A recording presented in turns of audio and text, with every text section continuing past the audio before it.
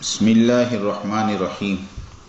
سادگی یہ اسلام کا حسن ہے، جیسے پاکی ہے، امانت داری ہے، یہ بہت بڑی بڑی صفات ہے، بلکہ بعض جگہوں پر تو اللہ نے نصف الایمان کہا۔ اسی طرح ایک صفت ہماری زندگیوں میں سادگی کی ہونی چاہیے، اور اس کے لیے بھی نمونہ ہمیں اپنے نبی کی قیامت تک کے لیے کوئی آئیڈیل کی زندگی کو دیکھنا، کوئی نمونہ ہے، کوئی اسوہ ہے، تو وہ صرف اور صرف اللہ کے نبی کی ذات ہے۔ اسی لیے ہمیں اپنی 24 گھنٹے کی پوری زندگی اللہ کے نبی کی زندگی پہ ڈالنی ہے، اور اللہ کے نبی کی زندگی سادگی کا سب سے بڑا نمونہ تھی۔ اسی لیے میں 5 باتیں آپ کے سامنے کر رہا ہوں، ان 5 چیزوں میں سادگی لانا یہ مقصود ہے۔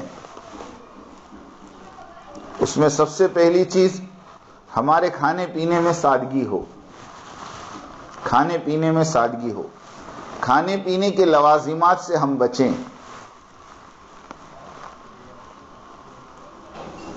کھانے پینے کی فضولیات سے ہم بچیں۔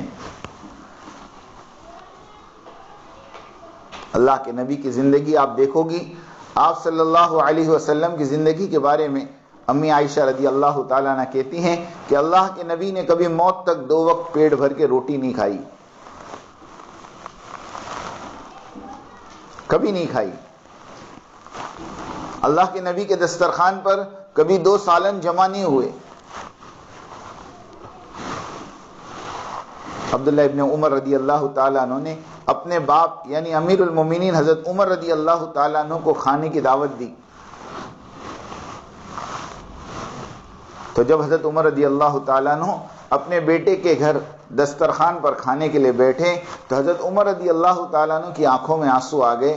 عبداللہ ابن عمر رضی اللہ تعالیٰ نے پوچھا کہ ابا جان کیا بات ہے، آپ کو رونا کس پر آ رہا؟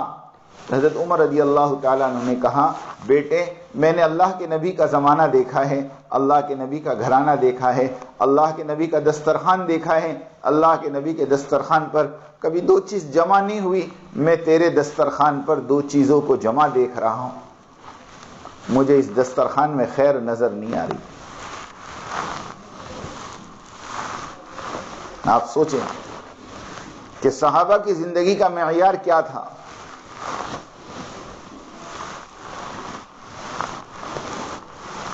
کہ کوشش اس بات کی ہو کہ ضرورت کے درجے میں کھایا جائے، جتنا ضرورت کے درجے میں کھانے کی خواہش کو رکھا جائے گا اتنا کمانے میں بھی وقت کم لگے گا، اور اس کو ہضم کرنے میں بھی وقت کم لگے گا۔ ورنہ زیادہ کھانے کے جو نقصانات ہیں اس میں ایک نقصان یہ بھی ہے کہ جب زیادہ کھایا جاتا ہے تو اس کو کمانے کے لیے زیادہ وقت لگانا پڑتا ہے، اور پھر اس کو ہضم کرنے کے لیے زیادہ محنت کرنی پڑتی ہے۔